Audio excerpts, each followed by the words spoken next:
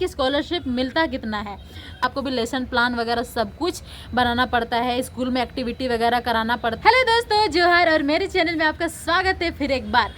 क्या 2025 में आप भी बीएड करने की सोच रहे हो या फिर मेरी तरह टीचर बनने का सपना देखते हो, तो ये वीडियो सिर्फ और सिर्फ आप लोगों के लिए, क्योंकि इस वीडियो के माध्यम से मैं आप लोगों को बीएड से जुड़ी कुछ जानकारी और अपना बीएड वाला पर्सनल एक्सपीरियंस आप लोगों के साथ शेयर करना चाह रही हूँ। झारखंड के BEd college, specially Kolhan university वाले, क्योंकि मैं खुद कोल्हान यूनिवर्सिटी से बीएड परस्यू कर रही हूँ, तो कॉलेज का नाम, कॉलेज की फीस, स्कॉलरशिप वगैरह मिलता है कि नहीं, इन सब के बारे में हम लोग डिटेल में बात करने वाले हैं। तो अगर चैनल पे आप नए हैं तो चैनल को प्लीज़ आप सब्सक्राइब कर लीजिएगा और वीडियो को पूरी तरह देख लीजिएगा। 2025 में आप लोग जो भी बीएड करना चाह रहे हैं, आई होप आप लोगों ने बीएड का एंट्रेंस एग्ज़ाम तो दे ही दिया होगा और अभी आप लोग बेसब्री से वेट कर रहे होंगे कि रिजल्ट कब आएगा। हाँ, होता है, क्योंकि जब हम लोग भी 2023 में एंट्रेंस एग्ज़ाम दिए थे ना, उसके बाद मन में एकदम खलबली मचा हुआ था, क्योंकि नया जर्नी स्टार्ट होने वाला था कि रिज़ल्ट कब आएगा, फिर हम लोग नया कॉलेज ज्वाइन कब करेंगे। नया कॉलेज तो ठीक है, उससे ज़्यादा एक्साइटमेंट किस चीज़ के लिए होता है ना, क्योंकि बीएड ना एक नया कोर्स हो जाता है हम लोगों के लिए, क्योंकि ग्रेजुएशन, पोस्ट ग्रेजुएशन वो सब तो हम लोग कर लिए होते हैं, वो एक रेगुलर कोर्स है जो पढ़ाई के लिए बेसिक ज़रूरी होता है।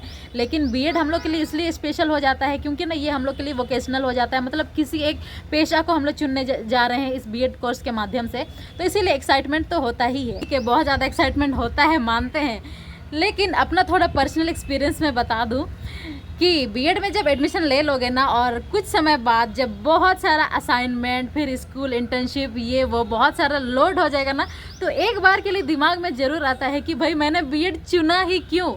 लेकिन अगर लिटरली आप सही में टीचर बनने की सपना देखते हैं तो इतना तो आपको सेक्रीफाइस करना ही पड़ेगा।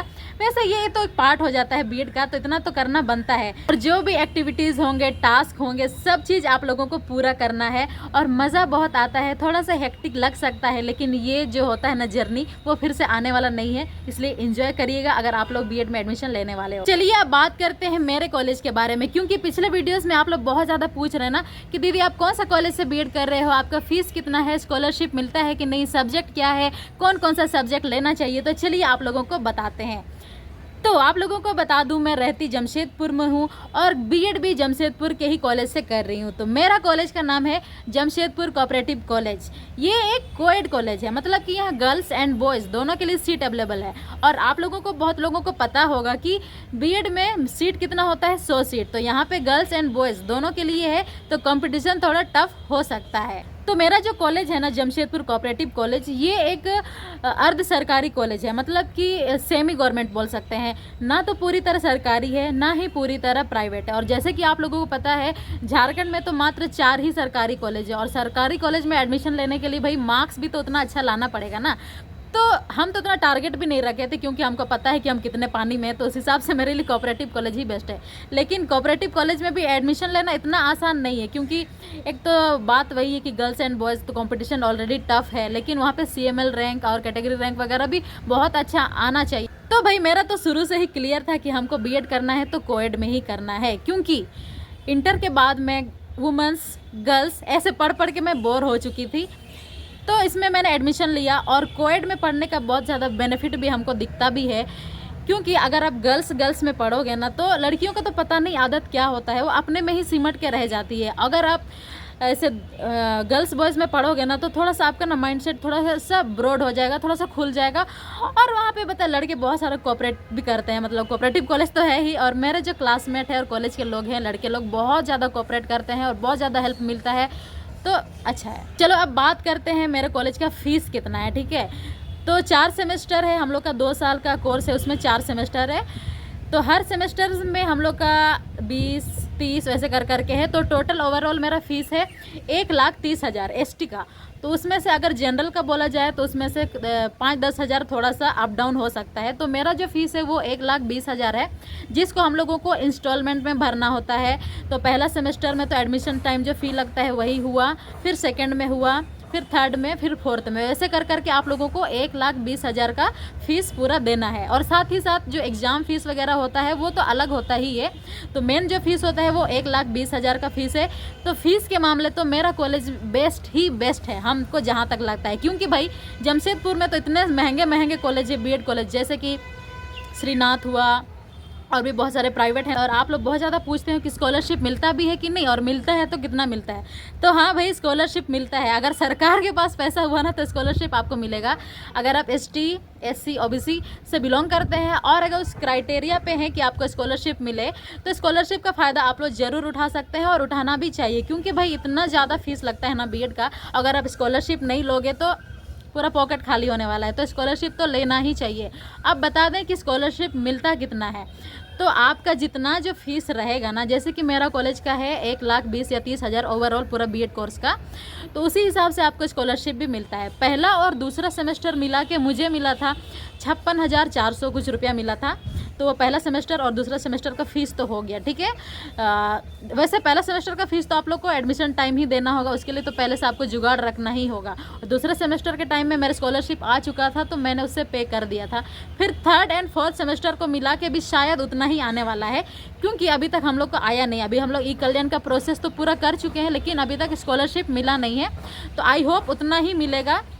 तो अभी तो हम लोग का फ़ीस जमा करने का सिलसिला चल ही रहा है, तो अभी हम लोग को अपना पॉकेट से देना पड़ रहा है। क्योंकि अगर टाइम पे नहीं आएगा तो आपको पॉकेट में पैसा तो रखना ही पड़ेगा। तो पैसों की तो बात हो गई। अब आप लोग पूछते हैं कि सब्जेक्ट कौन कौन सा पढ़ना है, क्योंकि यहाँ पे सब्जेक्ट आपको पढ़ना तो है, साथ ही साथ आप लोगों को स्कूल जब इंटर्नशिप मिलेगा ना तो वहाँ पे पढ़ाना भी तो पड़ेगा। तो बहुत लोगों ने पूछा है कि सब्जेक्ट क्या क्या पढ़ना होता है BEd में। तो देखिए, आपका जो ऑनर्स पेपर है ना वो तो पढ़ना ही है, क्योंकि वो आपका मेथड पेपर कहलाएगा। उसके साथ साथ जो एजुकेशन रिलेटेड सब्जेक्ट है, जैसे साइकोलॉजी जिसमें होता है चाइल्ड साइकोलॉजी, उसके बाद होता है एजुकेशन साइकोलॉजी, और जितना एजुकेशन कमीशन वगैरह सब है वो सब आपको पढ़ना पड़ेगा। और अलग अलग सेमेस्टर में अलग अलग तरीके से सिलेबस बटा हुआ है। वो कॉलेज अगर आप एडमिशन ले लोगे तो आपको पता चल जाएगा। और रही बात मेथड पेपर की, जो मैंने बताया कि ऑनर्स जो आपका होता है वही मेथड पेपर है। जैसे कि मेरा ऑनर्स हिस्ट्री है तो मेरा मेथड पेपर हिस्ट्री पॉलिटिकल होगा, क्योंकि कल को मैं स्कूल जाऊंगी तो इंटर्नशिप में मुझे वही पढ़ाना है। हिस्ट्री एंड पॉलिटिकल दोनों मिक्स रहेगा, और लेसन प्लान भी मुझे उन्हीं सब्जेक्ट का बनाना है। बाकी लिटरेचर साइंस वगैरह सबका यही हाल है। जो आपका ऑनर्स है, साइंस में तो आपको ऑलरेडी सब कुछ पढ़ाना ही पड़ेगा, स्कूल है ना, तो स्कूल सब्जेक्ट के हिसाब से वहाँ पढ़ाना पड़ता है। दिक्कत किन लोगों को होता है? दिक्कत होता है कॉमर्स वालों को, क्योंकि आपने कॉलेज में पढ़ा है कॉमर्स में बिजनेस स्टडीज़, अकाउंटेंसी। तो कॉमर्स वालों को ना उनका मेथड पेपर हो जाता है इकोनॉमिक्स, क्योंकि स्कूल में जो होता है कॉमर्स से रिलेटेड सब्जेक्ट तो वो केवल इकोनॉमिक्स होता है। तो आपका मेथड पेपर वहाँ पे इकोनॉमिक्स हो जाएगा। और बाकी जो जितने भी ऑनर्स है उनके लिए कोई दिक्कत की बात नहीं है। जो आपका ऑनर्स है वही आपका मेथड पेपर कहलाएगा। आप BEd में एडमिशन ले रहे हो तो आप लोग को अपना मेथड पेपर थोड़ा सा स्ट्रॉन्ग रखना पड़ेगा, क्योंकि आगे स्कूल में जाओगे तो आपको वही पढ़ाना है। और मेरा कॉलेज में तो जब असेंबली होता है ना, प्रेयर वगैरह होता है, उस टाइम हर किसी को वहाँ पे आगे में आके स्टेज में या फिर सामने में अपना मेथड पेपर से रिलेटेड कोई टॉपिक समझाना होता है। तो इससे थोड़ा सा हम लोग का जो होता है ना ऑनर्स या मेथड पेपर थोड़ा सा स्ट्रॉन्ग हो जाता है। चलो अब बात करते हैं स्कूल इंटर्नशिप, मतलब जो ट्रेनिंग होता है ना कितना दिन का होता है। BEd में आपको कितना दिन के लिए स्कूल भेजा जाता है प्रैक्टिकली वहाँ पे पढ़ाने के लिए। तो वैसे BEd कोर्स में होता है 5 महीना आप लोगों को स्कूल में बिताना है, मतलब इंटर्नशिप के लिए आपको 5 महीना के लिए जाना है। वो भी बटा हुआ है। पहला सेमेस्टर तो पूरा आपका कॉलेज में ही बीतेगा, फिर सेकंड सेमेस्टर में आप लोगों को जाना है 1 महीना के लिए, थर्ड सेमेस्टर में 2 महीना के लिए, फोर्थ सेमेस्टर में भी 2 महीना के लिए। तो टोटल आपको 2 सेमेस्टर से लेकर फोर्थ सेमेस्टर तक आपको 5 महीना तक इंटर्नशिप में जाना है। तो इसमें बहुत सारे वहाँ पे रूल्स रेगुलेशन है।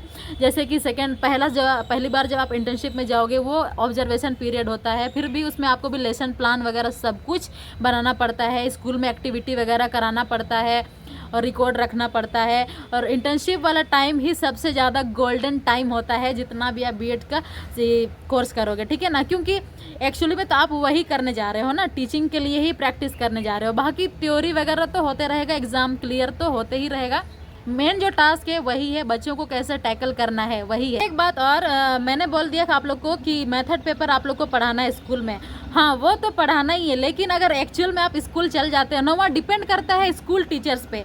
मतलब स्कूल टीचर्स किन किन सब्जेक्ट का कम है तो उस हिसाब से आप लोग को ना दूसरा सब्जेक्ट भी पढ़ाना पड़ेगा। और आप लोग बहुत लोगों को पता है कि BEd जो होता है ना 6 to 8 है बेसिकली वहाँ पढ़ाने का।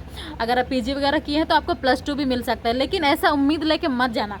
रियल में अगर आप इंटर्नशिप वगैरह में जाओगे ना तो वहाँ पे हालात कुछ भी हो सकता है। स्कूल का सिचुएशन डिपेंड करता है कि आपको कौन सा क्लास को पढ़ाना है, कैसे पढ़ाना है। क्योंकि मेरा जो स्कूल था ना हम गए थे जानीगोड़ा, जो परसुडी से आगे है। तो मेरा स्कूल था मिडिल स्कूल जानीगोड़ा। तो वहाँ पे शायद प्राइमरी सेक्शन में टीचर्स की कमी थी, तो उस वजह से मुझे प्राइमरी सेक्शन पे ही ज़्यादा टाइम बिताना पड़ा। तो इसके लिए थोड़ा सा मेंटली प्रिपेयर होना पड़ता है कि वहाँ पे आपको वहाँ मिडिल सेक्शन या प्राइमरी सेक्शन दोनों को ही पढ़ाना पड़ सकता है। तो उसके लिए तो भाई हम लोग कुछ नहीं कर सकते हैं, ये रियलिटी है। और भी कुछ जानकारी चाहिए तो आप लोग पूछ सकते हैं। और अगर आप मेरे कॉलेज में एडमिशन लेने आ रहे हो, जमशेदपुर कोऑपरेटिव कॉलेज में, तो इतना जल्दी तो अभी हम लोग का फेयरवेल होने वाला है नहीं। तो मेरे जूनियर के बाद आप लोग जूनियर हो जाओगे। तो भाई हम नोट्स वगैरह आप लोगों को दे सकते हैं, आप लोगों से हम मिल सकते हैं। तो आप लोगों का मोस्ट वेलकम है वहाँ पे, अगर आप मिल गए तो। बाकी आप लोगों को ऑल द बेस्ट। आप लोगों के बीएड जर्नी के लिए मज़ा बहुत आने वाला है, पूरा एंजॉय करिएगा। क्योंकि ख़त्म हो जाएगा ना बीएड, बहुत ज़्यादा रिग्रेट होगा। क्योंकि ये कोर्स तो चल ही रहा है, साथ में ना बहुत सारा मेमोरीज आप लोगों के साथ जुड़ने वाली होती है। आई होप आप लोगों को मेरी बातें अच्छी लगी होंगी, कुछ जानकारी आप लोगों के लिए यूज़फुल रही होंगी। कुछ बातें अगर आपको कुछ भी पूछना है तो आप लोग प्लीज़ कमेंट करना। और मेरे साथ जुड़े रहने के लिए आप लोग प्लीज़ मेरे चैनल को सब्सक्राइब भी ज़रूर कर लेना। चलिए मिलते हैं नेक्स्ट वीडियो में, तब तक के लिए बाय और टेक केयर।